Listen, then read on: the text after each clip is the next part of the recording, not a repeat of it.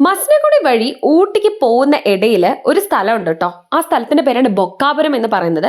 ഈ ബൊക്കാപുരത്ത് നല്ല പവർഫുൾ ആയ ഒരു അമ്മൻ കോവിലുണ്ട്.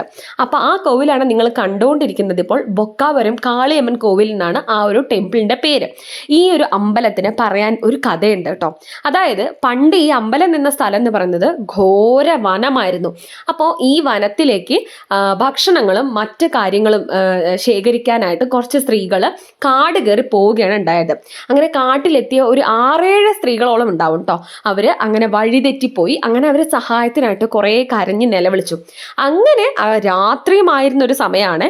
അപ്പൊ ആരും അവർക്ക് സഹായത്തിനില്ലാതെ ആയ സമയത്ത് അവർ ഒരുപാട് വിഷമിച്ചിരുന്ന സമയത്താണ് പട്ട് വസ്ത്രമൊക്കെ അണിഞ്ഞ് രാജകുമാരിയെ പോലെ ഒരു സ്ത്രീ അവരുടെ അടുത്തേക്ക് വരികയാണ് ചെയ്യുന്നത്. അങ്ങനെ ആ സ്ത്രീ അവർക്ക് കുറേ സഹായമൊക്കെ ചെയ്ത് കൊടുത്തു, വഴിയൊക്കെ കാണിച്ചു കൊടുത്തു എന്നാണ് പറഞ്ഞു കേട്ടിട്ടുള്ളത്. പക്ഷേ പിന്നീട് ഈ 5-6 സ്ത്രീകളെ പിന്നെ ആരും കണ്ടിട്ടില്ല എന്നുള്ളൊരു ഐതിഹ്യം കൂടെ ഇവിടെ പറയുന്നുണ്ട് കേട്ടോ. പിന്നീട് ഈ സ്ത്രീകളുടെ ബന്ധുക്കളും മറ്റാൾക്കാരും ഇവരെ അന്വേഷിച്ച് കാട്ടിലേക്ക് പോയ സമയത്ത് ഈ സ്ത്രീകളുടെ രൂപസാദൃശ്യത്തില് ശിലകളാണ് കണ്ടുവന്നത്. അതായത് ശിലാരൂപങ്ങളാണ് അവിടെ അവർ കണ്ടത്.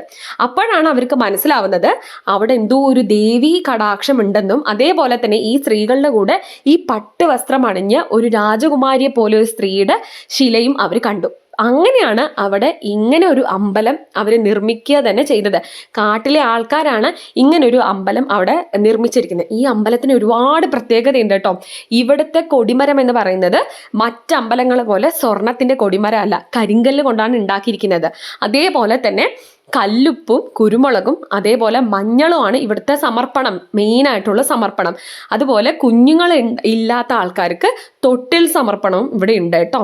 അതുപോലെ ശൂലത്തിൽ നാരങ്ങ സമർപ്പണം, നാരങ്ങ മാല സമർപ്പണം ഒക്കെ ഇവിടുത്തെ ഫേമസ് ആയിട്ടുള്ള ഓരോരോ സമർപ്പണങ്ങളാണ്.